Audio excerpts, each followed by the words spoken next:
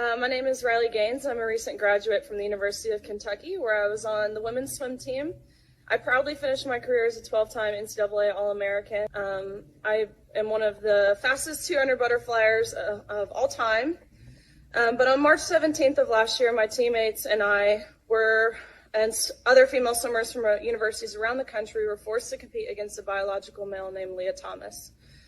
Thomas was allowed to compete in the women's division after competing as a member of the University of Pennsylvania's men's swim team for 3 years. We watched on the side of the pool as Thomas won a national title in the 500-yard freestyle, beating out the most impressive and accomplished female athletes in the country, including Olympians and American record holders. Whereas just the year before, Thomas at best was ranking in the 400s in the men's category. The next day, Thomas and I raced in the 200 freestyle, which ended up in a tie. We went the exact same time down to the 100th of a second.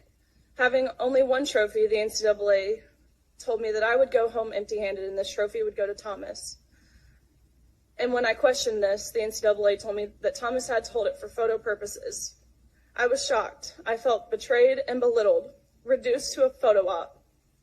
But my feelings didn't matter. What mattered to the NCAA were the feelings of a biological male. But that is not all. In addition to being forced to give up our awards, our titles, and our opportunities, the NCAA forced female swimmers to share a locker room with Thomas, a 6'4", 22-year-old male who was fully intact with male genitalia. Let me be clear. We were not forewarned.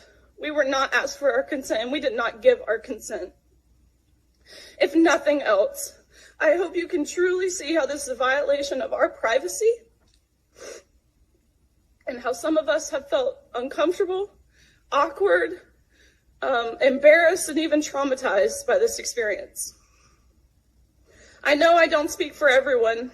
It's impossible to speak for everyone, but I can attest to the tears that were shed on that pool deck by these poor 9th and 17th place finishers who missed out on being named an All-American by 1 place.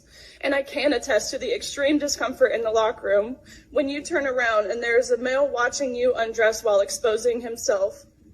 I can attest to the anger and frustration from these girls who had worked so hard and sacrificed so much to get to this point. Unfortunately, our experiences are not unique. The number of female athletes who have been denied opportunities, again, traumatized or hurt by policies that claim to be promoting inclusion, is growing at an alarming rate around this country. It's simply unacceptable, and the integrity of women's sports is lost. Thank you, ma'am. Thanks so much.